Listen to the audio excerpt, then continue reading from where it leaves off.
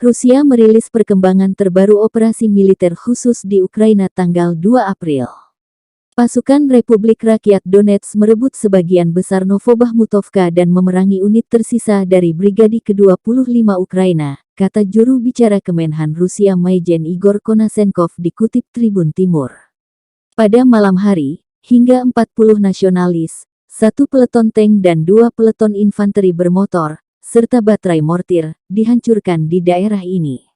Pagi ini, senjata berbasis udara dan laut jarak jauh berpresisi tinggi menghancurkan penyimpanan bahan bakar bensin dan solar di kilang minyak Kremenchuk. Di kilang ini pasukan Ukraina di bagian tengah dan timur negara itu telah dipasok.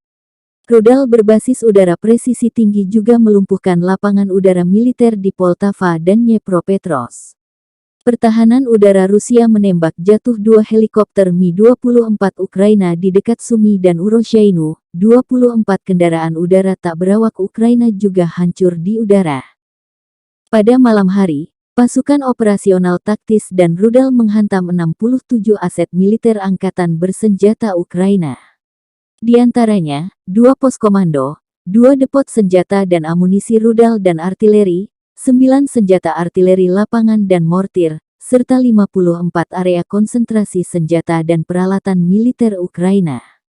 Secara total, 124 pesawat tempur dan 84 helikopter, 381 kendaraan udara tak berawak, 1.882 tank dan kendaraan tempur lapis baja lainnya, 203 sistem peluncuran roket ganda, 786 artileri lapangan dan mortir, serta 1.764 unit kendaraan militer khusus angkatan bersenjata Ukraina dihancurkan selama operasi, kata Majen Igor dikutip Tribun Timur petang ini.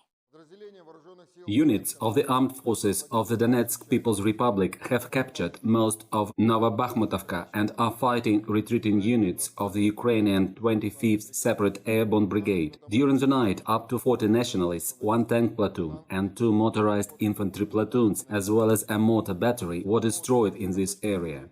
This morning, high-precision, long-range, air-based and sea-based weapons destroyed gasoline and diesel fuel storages at the Kremenchuk oil refinery, from which Ukrainian troops in central and eastern parts of the country had been supplied.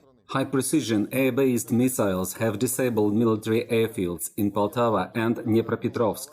Russian air defense means have shot down 2 Ukrainian Mi-24 helicopters near Sumy and Urozhaina. 24 Ukrainian unmanned aerial vehicles have also been destroyed in the air. During the night, operational tactical and missile troops hit 67 military assets of the Ukrainian armed forces. Among them, 2 command posts, 2 depots of missile and artillery weapons and ammunition, 9 field artillery guns and mortars, as well as 54 areas of concentration of Ukrainian weapons and military equipment. In total, 124 aircraft and 84 helicopters, 381 unmanned aerial vehicles, 1,882 tanks and other armored combat vehicles, 203 multiple launch rocket systems, 786 field artillery and mortars, as well as 1,764 units of special military vehicles of the armed forces of Ukraine were destroyed during the operation.